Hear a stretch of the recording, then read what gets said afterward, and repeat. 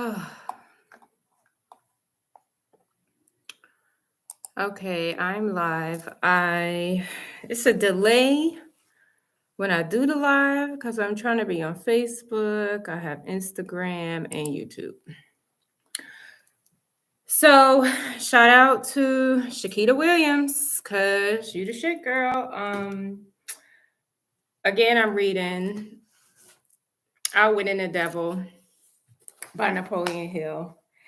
And we were reading chapter 9 today, and it sent me down a rabbit hole since 6 o'clock this morning. After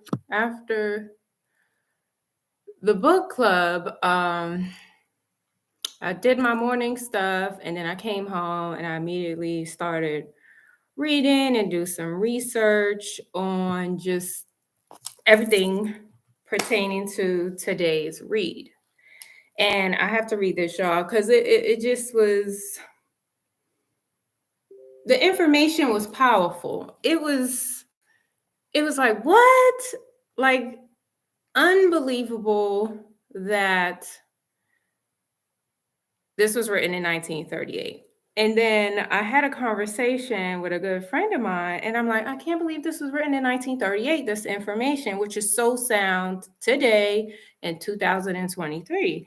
And I'm like, what the hell was going on in 1938 during that time that Napoleon Hill felt the need to write about this in the book called Outwitting the Devil? So I'm just about to read this information. So bear with me, okay? So the book is, if you've never read it before, it's basically Napoleon Hill having a conversation with the devil in the form of questions he's asking, and then the devil is answering. So the question that was asked was, describe the changes needed just as they come to you. And this is, the context is, what's wrong with the education system? And you tell me if, when this was written in 1938, why this is not still needed to be changed in the education system in 2023. So the devil responds, you are forcing me to commit an act of treason against myself, but here it is. Reverse the present system by giving children the privilege of leading in their schoolwork instead of following orthodox rules designed only to impart abstract knowledge. Let instructors serve as students and let the students serve as instructors.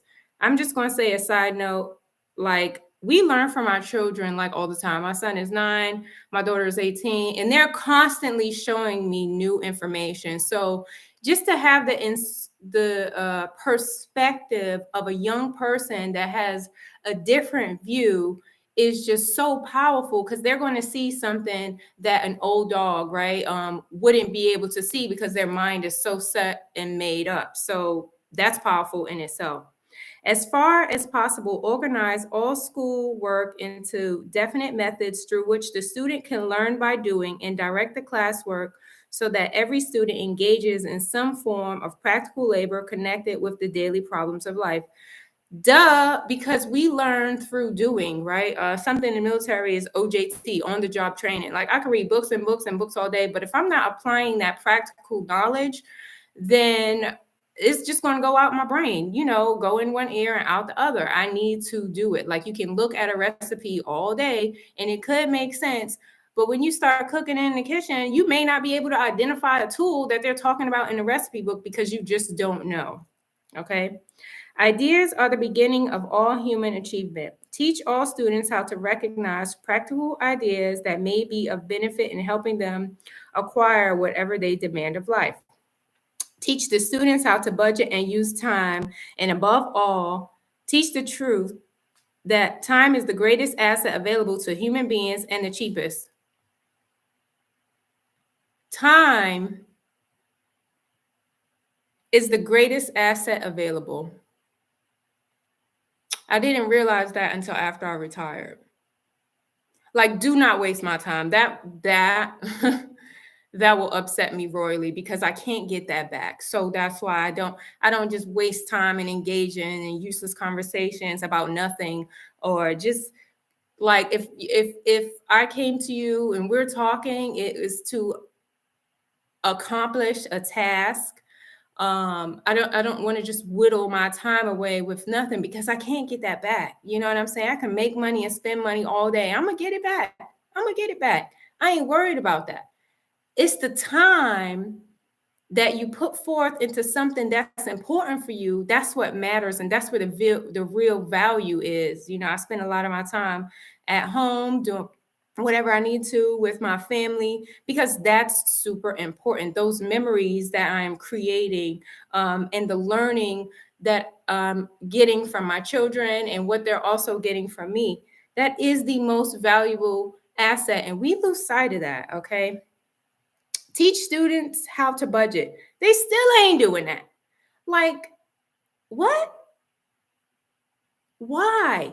Why are we learning about things that don't matter? But if you try to teach a child how to establish a bank account, which credit cards to use, if they even need to use credit cards, like how to look for an apartment, how to differentiate which is the best life insurance, how that may be needed, or homeowners insurance, like things that make sense, we are not applying today. Still, he said in 1938, we need to talk about a budget. That still ain't really happening. If it is happening, it may be one lesson on how to balance a budget. My niece just learned how to write a check, and she's 20.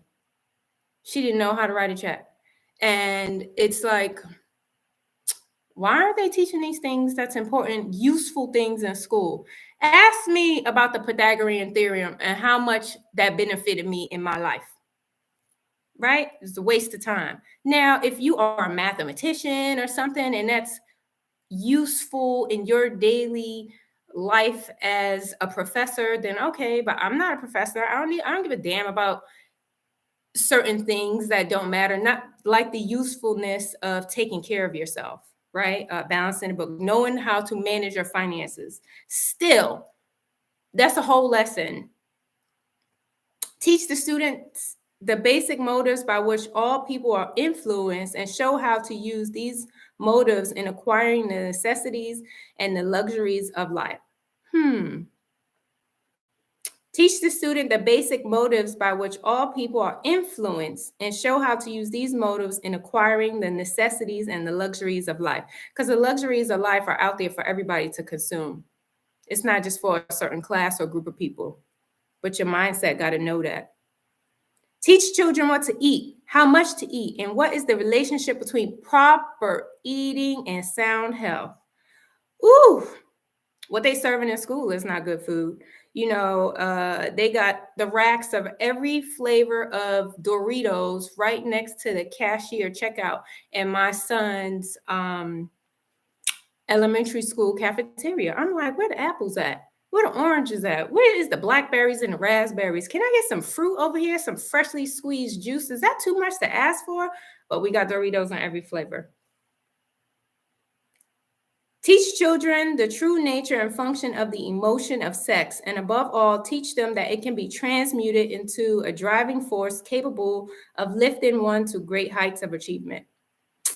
Sex is a taboo subject, and it's so weird because, no one would be existence if some sex was not had. Like, it is not a scary taboo thing. Like, talk about it. It's okay. Let's not make titties and boobies like this crazy thing that shouldn't be talked about. Talk to your damn kids and educate them, because they're going to get the wrong information anyway from someone else. So let it be the right information from you, because we cannot count on the school systems to do that, right? Teach children the true nature and function of the emotion of sex, and above all, teach them that it can be transmuted into a driving force capable of lifting one to great heights and achievement. Just had to say that again. Teach children to be definite in all things, beginning with the choice of a definite major purpose in life. What you want out of life, man? What you want to be? You can be anything. It's possible. No cap. You could really be anything and do anything that you want. But I heard a song, I think it was by Lily Aola, Maytola. Damn. It's on my YouTube channel. Let me look. And this song, it was so beautiful. I'm gonna try to remember to post it in the chat, but it was basically like talking about when she was younger. She was Lily Mayola, that's what it was, Lily Mayola. And she was singing Daydream. Like in her song Daydream, basically the kids was like had like these huge imaginations, and then of course adults were just shutting it down, like you can't be this, you can't be that. And it's like, wow, that's reality, because you can't even dream big and somebody knocking your dreams down. So we're not even building up that imagination in the school system. And that's a problem, because it's these young minds that are full and they're flourishing and they just have all the imagination and they're limitless. And we put a cap right on that. Boop. Stay right here. Don't elevate. Stay right here. In 1938, he noticed this. Teach children the nature of possibilities for good and evil and the principle of habit, using as illustrations with which to dramatize the subject that everyday experiences of children and how. I tell my kids is consequences to everything, good or bad. Consequences to everything. You like ice cream? Awesome. I like ice cream too. For some people that are lactose intolerant, they're going to get gas, they're going to be bubbled up, they're going to be farting and smell up the room. For some people, it's not going to be a problem. Okay, I like ice cream. I want 2 scoops, and that's fine for me. Somebody else, if you want ice cream and you get 7 scoops, the overindulgence is going to have an impact on your body. Just know there's consequences to everything you do, good or bad. Think about that and know that the choices that you make has an impact on your life, good or bad. Teach the children that. Don't just say no, no, no, no, no, no, no, no, because we do a lot of saying no, a lot of do as I say and not as I do. I learned that in the military, right? A lot of rules being enforced, but the people enforcing the rules aren't even the ones obeying by the rules. It's like my parents saying no with no explanation. But you see your parents be like, don't smoke, but they smoking. You be like, is smoking that bad? Like, I don't understand, but you're saying don't smoke, so you don't know what's real. Teach them the difference. Teach children how habits become fixed through the law of hypnotic rhythm, influence them to adopt, while in the lower grades, habits that will lead to independent thought.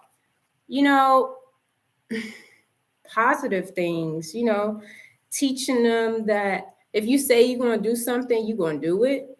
If you going to preach to be healthy, you're showing to be healthy. If you're going to exercise, you show them that you are being healthy, and so you're exercising, and so they're exercising. You say reading is good, and so you read, and you tell them to read, and they see that reading is not so bad. Show them positive habits that they can adopt so that they can have that kind of mindset that's going to stimulate independent thought. Teach children the difference between temporary defeat and failure, and show them how to search for the seed of an equivalent advantage which comes with every defeat. My last video is an example of that, and my children seen that. They see my breakdown, they see my failures, they see me not succeed, but then they also get to enjoy the fruits of our life right now because of the failure and the defeat. It's okay to lose. Learn from that loss. Teach children to express their own thoughts fearlessly and to accept or reject at will all ideas of others, reserving to themselves always the privilege of relying upon their own judgment. I always tell my children, question everything. I don't care who it is. The principal ain't always right. The teachers aren't always right. The doctors aren't always right. We see now that scientists are paid, right, for a specific outcome, for a specific answer, that science is not even true now. So question everything. Teach children to reach decisions promptly and to change them, if at all, slowly and with reluctance, and never without a definite reason. I was a certain way for a long time. And then as I began to open my eyes and as I began to see things, I did change my mind. It was with hesitancy, but now it's like the information is out there. I can't not pay attention to that. Teach children that the human brain is the instrument with which one receives from the great storehouse of nature the energy which is specialized into definite thoughts, that the brain does not think, but serve as an instrument for the interpretation of stimuli which causes thought. Teach children the value of harmony in their own minds, and that this is attainable only through self-control, right? Harmony in your own minds, that it's okay that your ideas are conflicting from everybody else. Like, you don't have to be conformed to be like everybody else. You can be yourself, and that's okay. I want to be the square in the peg hole. I don't want to fit in. I want to be different, and that's okay. And teaching your children that it's okay to stand out from the crowd is only going to benefit them later on in life. Teach children the nature and the value of self-control. Teach children that there is a law of increasing returns which can be and should be put into operation as a matter of habit by rendering always more service and better service than is expected of them. Teach children the true nature of the golden rule, and above all, show them that through the operation of this principle, everything they do to and for another, they do also to and for themselves. Teach children that their only real limitations are those which they set up or permit others to establish in their own mind. Oh my God, like, the only limitations that we have in life is the ones that we set for ourselves. The only limitations that we have in life is the ones that we set for ourselves. So this was written in 1938, and it just made me think about the education system. Then I had to do some more research. So the General Education Board was established in 1902 by John D. Rockefeller, right? And I found this document online. It's a publication that was written from Frederick T. Gates, who partnered with Rockefeller, right? And he published this thing, The Country School of Tomorrow.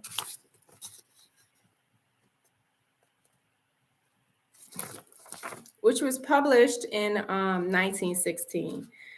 And it was like dropping my jaw on just this information, which is probably not new to some of you and new to some of you. It definitely was new to me.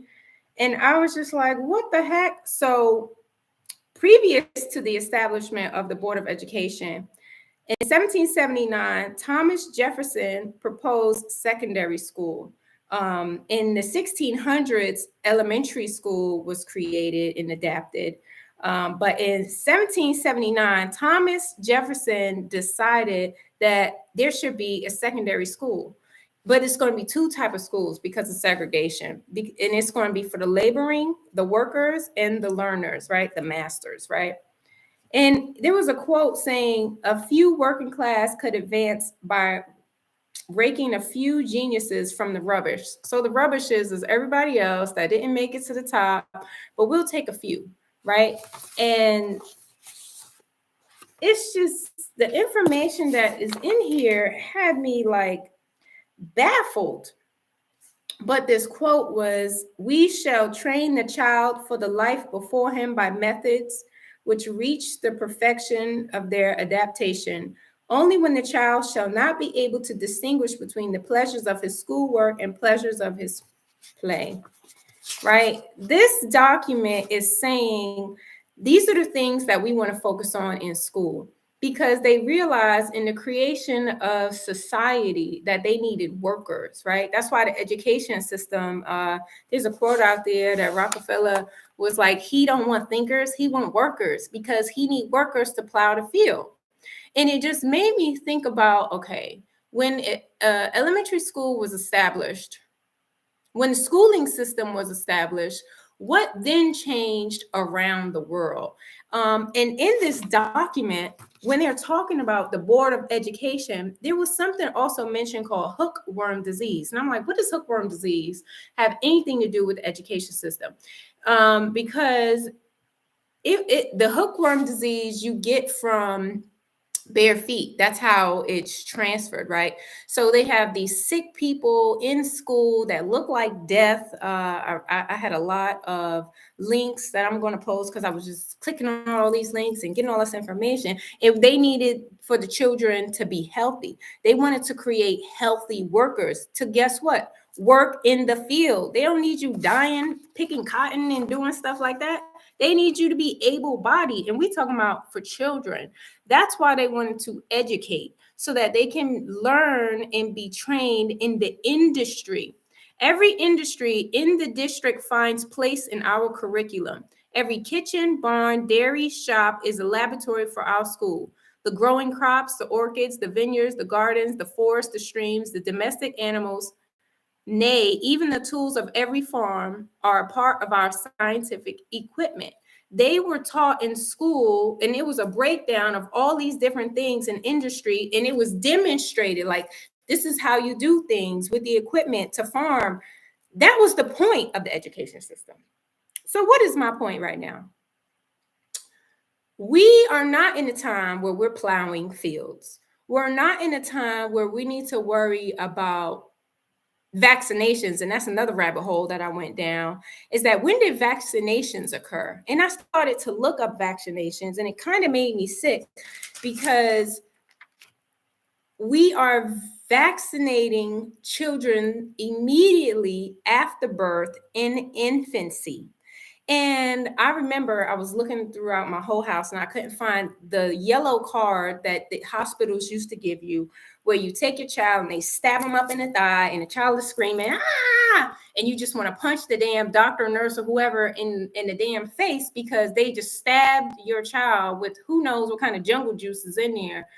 And now they get to sign a card and they punch the date, and guess what? Your child is vaccinated, because vaccination is required for childcare and for public school entry. And so I'm thinking now about these vaccinations. I never questioned it, never, ever, ever questioned the vaccination. But then I'm looking at some of the vaccinations and what do they do? Like at 9 years old, according to CDC, and I put a link, you can look at between the ages of 1 and 18 years old, what vaccinations are required, right, for the children. Why are we giving 9-year-olds HPV vaccines? Because are they at risk for STIs? Like, they're 9, they're not having sex. Why are we giving them preventative medication that the prevention is them not having sex at 9 years old? And so therefore, when they're old enough to have sex, they do it protected. They do it with somebody they know and trust. And so therefore, that is the prevention in itself, and not, here's this medication that we're going to stab in your child's thigh, and then they got to take it. Or at 9 years old, not in the thigh, they're getting it in the arm. But why do we need to prevent HPV in children at 9? Why is this still happening? Like, we have adopted ways that maybe was beneficial for whatever reason so many years ago, but they have not since changed today. Like, why are we giving inoculations to children when we don't even know if this is something that will affect them in the future? But let's prevent it now. And it made me, and I found this thing called PrEP. It's an HIV medication, right? PrEP reduces the risk of getting HIV with intercourse by 99%. That's what PrEP does. But you know what also reduce the risk of getting HIV? Not having sex with someone that has HIV? there's that. You know, you don't need a medication for that. You could just not have sex or be prepared by talking to the individual, checking their sexual history. Like, what the hell? Medications. The World Health Organization has a list of essential medications for children and for adults. Why is any medication essential? You know what's essential? Air, you know, breathing oxygen, drinking water. I didn't know medication was essential. That doesn't make any sense to me. And something else I was looking at was I just got notes everywhere, and I had so much time to just look at stuff, and then I'm like, I just didn't even know what to say. Like, wow. From today's book bar, talking about the education system, it hit home so much. It made me think, like, what is going on? We know we was in school. We was affected by the school, and we found out that it was useless as hell. It took up a lot of our time, and they're not educating us. You know, they are teaching us to memorize stuff. And then so when you memorize stuff, you tend to not remember it after the test was taken, right? That's all we doing right now is memorize this ABCD, multiple choice. I got to show something. You're going, you know what I'm saying? Like, what the heck is the education system? Like, teachers out there, like, do you see that there's a problem? Like, are you saying something? Are you trying to make a change? Like, what is going on that in 1938, Napoleon Hill felt the need to create this content, and then it was so bad back then that he put out this book. And oh, by the way, if you go on Wikipedia and you read about Napoleon Hill, they got nothing but bad things to say. It's terrible thing after terrible thing after terrible thing after terrible thing. And then it made me think, I wonder why. I wonder why. Napoleon Hill has some great information. Like, this book, Outwitting the Devil, constantly blows my mind because it's so truthful. This book was written in 1938. It didn't get published until 2011. And in 2023, it is very much valid. That's almost 100 years ago. And the only thing that changed was the landscape and how much prettier society looks. But fundamentally, it's still the same. If we know better, we're supposed to do better. But how come nothing has been done better that this system is still in place? It makes no sense. Hey, babe.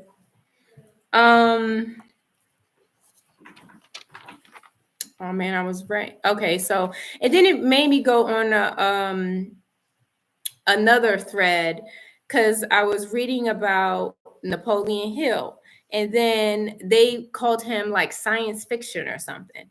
And then I was reading about H.G. Wells, right? H.G. Wells is a scientific author. That's what they wanted to say. Science fiction. I'm sorry. Science fiction. H.G. Wells, right?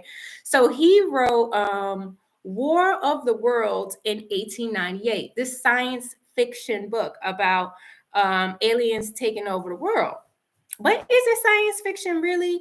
Because we know now, if you look on FBI archives, that now they're acknowledging the existence of UFOs, right? And they even changed the term from UFO to what, unidentified aerial or whatever. They just put a new name on it, but it's still UFO. And you were saying no and saying that it wasn't real and saying that it was atmospheric things, when people would be like, no, there was flashing lights and there was a circular thing and it was like it was like a UFO. And the government would be like, nope, sorry, that's a lie. But if you go look in them archives, it's true. So science fiction, that's what they classify it as. Is the world's going to happen? Do we know aliens could be living among us? Who the hell knows? But the point of me mentioning that is that he's not talking about science fiction. He was probably talking about real life to the extent of what he's seen, right? But it will be dubbed as science fiction when it is factual now that we know, according to the FBI, they are condoning, or not condoning, they are in agreement of what we have already thought for years, right? Another thing I wanted to say was the redaction of the material. This is going to be a long video, y'all, so bear with me. I'm reading on the FBI archives the redacted information. And then I'm like, damn, it's so ridiculous because some of these videos, they're so redacted. It'll be like 2 words and then it's blacked out, blacked out, blacked out, blacked out for security purposes, right? I had to look up the meaning of redacted. And then I'm like, it's funny that they're trying to protect a lie that they first said was a lie, or a person or people. They're protecting that, even though this was so many years ago. But anyone today that has committed any type of crime, a misdemeanor or a felony, you can go online and find out who that person is. You can find out their birthday. You can find out what the charge was. You can find out just about any information on this bad thing. But if I want some information on factual events that have happened in the earth that has impacted humanity, we got redacted copies and redacted information. Why am I saying all this? Question everything, right? You have to question everything. And to have peace of mind when you have a feeling of something, to go and investigate that feeling. Do not push down a question or thought or feeling, because now you're changing. I have changed myself so much because of lack of information and not trying to question and cause ripples in society, in friendships, in jobs that I've had. And it always made me feel a certain kind of way. Right. And I don't care to please anybody. I don't care if I sound like I should have a tinfoil hat on. I don't care about what anybody thinks. I'm just going to say what's on my mind. And you can like it or you don't. And that's totally fine. But question everything, because the true peace of mind is coming from your gut is saying something. Don't ignore it. Don't ever ignore it, and do your research, because you will be better off for it. My husband and I was talking, and we was thinking, what kind of study, if at all, happens? What would the human look like that had never received any type of vaccinations, that had never went through any school system, that was allowed to grow and flourish without the systematic pressure of society? What is that? Is that what Einstein is? Is that what like the genius creators of life, Stephen Hawking, is that what that looks like? Because like we are marvelous human beings even under pressure, you know? We're diamonds. You know, we turn into beautiful things under pressure. But what if there was no pressure at all? And what if we were just able to grow and be the beautiful human beings that we are? What would that look like? I want to see a study on that. No more of this terrible education system. No more required vaccinations that who knows what that jungle juice really is, because I wasn't in the lab when that was created. Like we already learned from the Tuskegee Airmen not to trust the juice. So what would it look like without any of that? I don't know what else I had to talk about. It was a lot. That was a lot. And I still have more to read about. Thanks for listening. I'm just like, I find out information and I want to look it up. And I want to feel good in knowing the correct information and not what's put before me and say, hey, believe this. You know what I'm saying? Like, I like to know where's this information coming from? What's the intent of you giving me this information? Like, what are you trying to prove with that particular point of information? And when I say that, I'm talking about the education system. So because of that, it just makes me want to know more. You know, I never had access to the information that I do now. You know, times has changed with technology, and now I can just pull up all kind of information at my fingertips. And because I can do that, and I have a platform, and I want to talk about it, because sometimes you just don't know what you don't know, but now you know. So are you going to be complicit in knowing the information and doing nothing to change it? Or are you going to question everything now? Are you going to question everything now? Because now that you know, you have to do what makes you feel good. And if it makes you not feel like your best self because you know this information and you're sitting with it and it causes turmoil and you're in this place that you know you should not be, because if you knew you needed to be there, you would be a happier version of you. This would be a happier world. This would be a happier world if people now know the information and they realize they're complicit and keeping on with the keep on or making a change. So that's what I want to talk about today. Thanks for watching.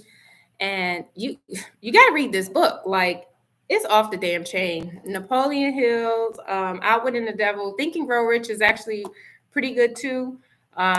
Whatever information I start to read now, I will definitely post because I love to read. You know, it's like my favorite thing to do in the world. So have a wonderful day, guys.